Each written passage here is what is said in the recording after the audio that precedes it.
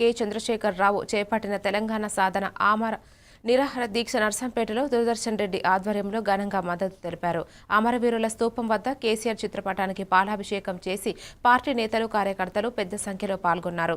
దీక్ష తెలంగాణ ప్రజల హక్కుల కోసం, రైతు సమస్యలు, రాష్ట్రాల విభజన, మహారాష్ట్ర నీటి వివాదం వంటి అంశాల్లో కేంద్ర దృష్టిని ఆకర్షించడానికి చారిత్రాత్మకమైనదని సుదర్శన్ రెడ్డి తెలిపారు. ఈ కార్యక్రమంలో బీఆర్ఎస్ నాయకులు, స్థానిక ప్రజలు, యువత పెద్ద సంఖ్యలో పాల్గొన్నారు. తెలంగాణ ఉద్యమాన్ని నిప్పురవల లేపి అద్భుతమైనటువంటి ఫలితాన్ని సాధించి తెలంగాణ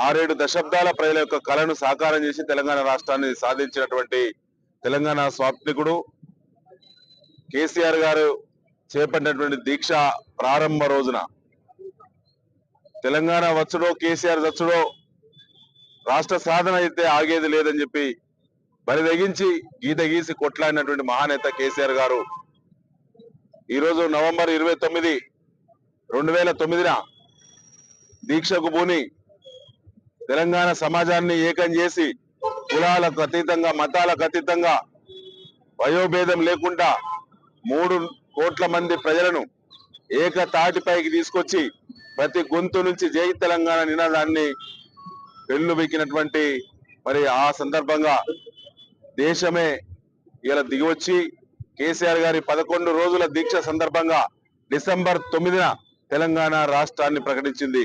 ప్రతి ఎకరాకు సాగునీరు రావాలని సంకల్పించిండు కేసీఆర్ గారు.